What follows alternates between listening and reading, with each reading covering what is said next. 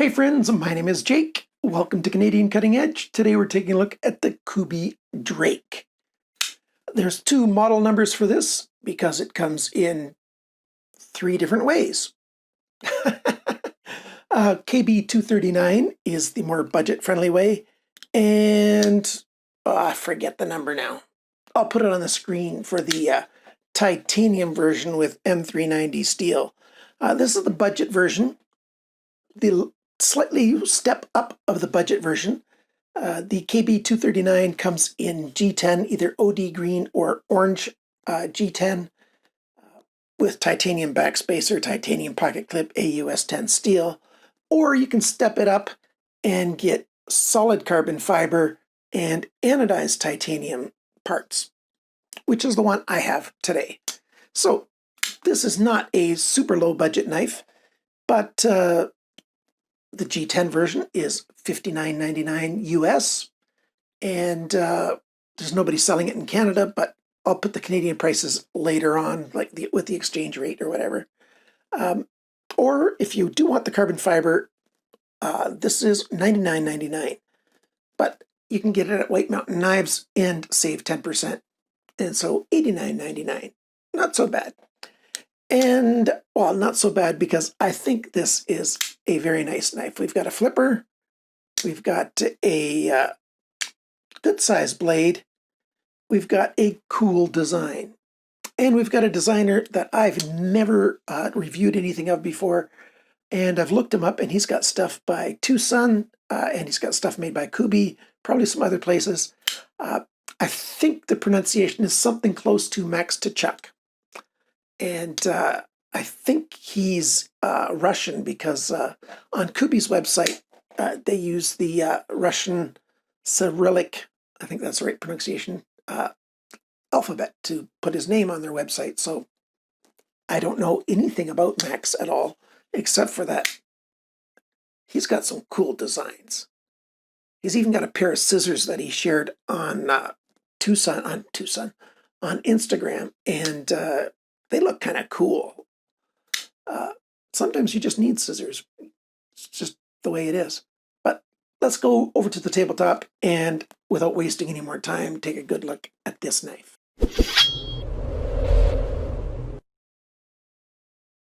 One of the first things I like about this knife is that they made it in several different options, like different handle options, different steel options. Let's take a look at a couple of still pictures of these.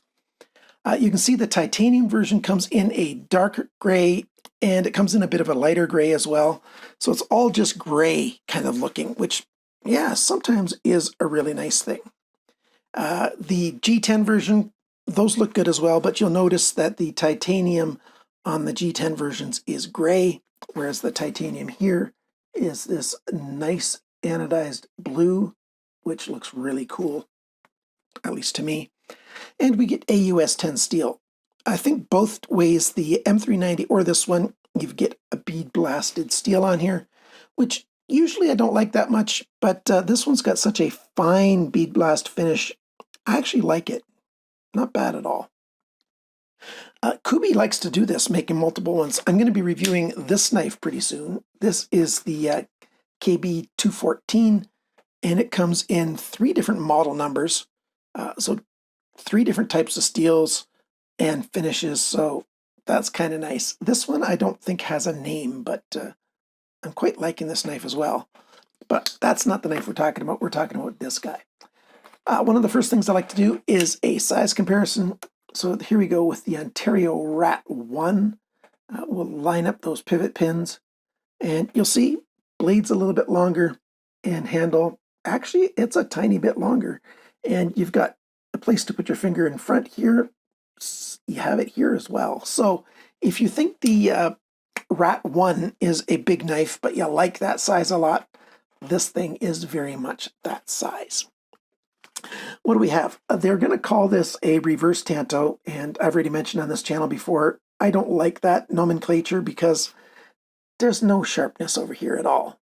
If it was a reverse Tanto, I've said many times, this should be sharp, but it's not. So I think I've decided to call it a modified clip point because, you know, it's a clip and comes to a point. but it doesn't matter what it's called, if just as long as you know what it is. What we've got is a blade that has some jimping back here, and then we've got a nice dip coming up, and a small swedge that starts here and goes to the transition, and then the swedge comes down. I like this blade shape. We've got a high flat grind, so we're going to call this a saber grind, and a nice belly here. We've got a tip that's functional. You know, this is not a piercing style knife, which is totally fine. You don't always have to have a piercing knife. This is a really good slicer. It's not too thick behind the grind, and it's got a high flat grind, nothing in the way like a thumb stud when you're slicing through stuff. Now, the steel that they made for this, the budget version, is AUS 10. Now, AUS 10 is a newer budget steel, and you know, if you don't like AUS 8, you know, still give this a try. AUS 10 is a different composition. It's a better steel than AUS 8, and I like it. I've had a few knives with AUS 10 kitchen knives. I think this is my first regular folding knife with AUS 10, and in my testing, Bandit is barking again. There, and now I got interrupted by my dog. I like my dog. Anything moves down the street, he lets us know.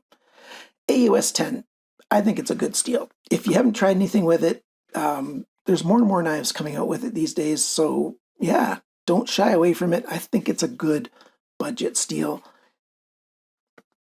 If you take three, I generally go with 3 grades of steel. There's budget, mid, and premium steels, in my opinion. This is knocking on the door of the mid-grade steels. So I like that quite a lot. It's a good steel. I don't think it's going to rust that easy. It's got a good amount of chromium. Of course, it's better than D2 steel, which has been all the rage for about 2 years, and thankfully there's more and more knives coming out with steels other than D2, which I like, because the hype for D2, I think it's run its course for this current blip in its history. It's a good steel. I really like it, but a lot of people live in places where, you know, a stainless steel is much preferred. Okay, so we've got that. We've got a forward finger choil, which is just big enough. You know, I can grab it. I can just, you know, pick it up, grab it, and I'm not risking my finger. I'm not going to get cut because I've tried it several times, just pulling it out of my pocket and grabbing it, you know, to use. So that's good. It could be a little bit bigger if you've got extra large hands. But if you've got large or smaller, if you're using men's gloves that are large or smaller, you know, between 9 and 10 in the European glove sizes, I think that choil is going to be big enough for you. So that's a good thing. See how they've done the relief here on the carbon fiber so that your grip can get in there better. I would have liked a little bit of a relief on either side right here, just a little bit more for gripping it with your finger. Very, very tiny thing, not a big concern at all. One thing I really like about this knife as well is, look at this, a nice clean blade, no writing whatsoever on this side. And on this side, you just have a tiny bit right here. That says AUS 10 on that side. And on this side, it's got Max Tkachuk's logo. What I don't like, though, is I wish they would have made, maybe moved this hole up a tiny bit, or moved where they have the logo, because the pivot line where the detent ball slides, it's wiping out just the edge of his logo, and it's visible. I'd rather the handle came out just a tiny bit more to hide where that pivot line is. Let's see if we can get a close look at this. There you go. And that pivot line, I think that's a mistake on their part. Just beneath where it says AUS 10 there, you can see the detent hole. You know, I'd like that stuff hidden. Especially on bead blast, it really shows up a lot. Yeah, so that's a tiny con, which, you know, I hope they would notice and not do in the future. So that's mostly the blade. The hole here, yeah, you can get your finger just barely behind there to, come on, I can't get it behind there. There we go, I got it that time. It's just hard to do the flip. If you're counting on that to do a like a Spidey type flick, maybe it's not going to work. Maybe it will for you. Probably it won't. So there's that. The last thing about the blade is the flipper tab. And I like this flipper tab. We've got jimping on the back of it and on the front of it. So if you're going to try to do the button press mode where you're just pushing back in a little bit of an angle, that works great. And if you're going to pull back into light switch method, that works great as well. I was looking at my screen instead of paying attention to what my hands were doing. So yeah, it works just fine to flip. The detent is very good. It holds on well enough. So optimal is very good detent. Well, not optimal, it's not perfect, but it's a good detent. Blade centering, just a slight bit off to this side, not bad at all. And lockup, it's very nice. I like this lockup. It's engaged here very well. Fully engaged, doesn't come loose. The stainless steel liners, you've got jimping up here, and then you've got a nice relief here. No problem at all with releasing that lock. It every single time with full confidence, no issues at all. I didn't do it so much with my left side because, yeah, I do have that little cut that I did on my finger. A little bit more about the pivot now. It's a fixed pivot pin. We've got ceramic ball bearings in there. We've got their logo KB here, and then a nice T8 screw on this side. And if you also look at these other T8 screws, they've done a very good job with making those T8 screws high-end steel. It's a good stainless steel, I should say, and high-end milling. It just fits perfectly for a screwdriver. Not a lot of play and enough depth in there for your screwdriver that it's not going to easily strip. I like that they are not button screws, but with the contouring on this handle, you know, it's very rounded. This end of the screw here is slightly set in, and then this side of the screw here is a bit exposed, but not a problem. Comfortable in hand. I like that. Lanyard hole, maybe the lanyard hole placement isn't perfect, but I don't use lanyards, so it's not a concern of mine. Little chamfered milling around there, well done. Now for the titanium backspacer. The carbon fiber one has the blue anodized, and that's the only one that's got the blue anodization on it. I'm not terribly happy about the anodization because it's already getting a few scuff marks. I use a knife just like I would normally use any knife that I own, and yeah, a little bit of scratch marks on it already. The other versions, the G10 versions and the titanium versions, just have a gray titanium metal pocket clip and backspacer. A couple other little things. There's nice chamfering along the liners here and here, and on this side as well. So no hot spots in hand from the steel. I like that. Comfortable knife, comfortable in almost any grip, and very good that way. Oh, that was one of my knuckles that cracked. I don't know if you heard that or not. I did. It's a good knife. Let's show you a picture or two of the inside. I recorded this section after I recorded the rest. Yeah, I do wish they would have done a little bit more skeletonizing, maybe a little bit right here, a hole or something, just to reduce the weight a tiny bit more. But hey, it's well made. And I think there's a little bit of stuff in here. I think it's going to perform even a bit better once I put nice, clean, new oil in there, because it doesn't look like there's much for oil. It seems like it's pretty dry in there. So that should be good once that's done. They did use some Loctite, but it came apart okay. You had to do a little bit of pulling to get it apart. Everything is really tight fitting, really high tolerances, especially back here, and it just fit in. So there's that. And yeah, I am very impressed with these screws. So that's how it looks taken apart. It's a good knife. Let's go over all the sizes, dimensions, and that kind of information. The weight of this knife, 135 grams, 4.8 ounces. Not so bad. If they would have skeletonized it a bit more, then it could have been a lighter, and the balance point right now is right there. And if they made it a bit lighter, the balance point could have been here, which, yeah, that would have been ideal, but it's not too heavy. Sharpness from the factory, 170 best. Not bad. The length of the cutting edge, 8.82 centimeters, 3.47 inches. Blade length, tip to the closest part of the handle, 9.75 centimeters, 3.84 inches. The blade thickness is 2.95 millimeters, which is 0.116 inch.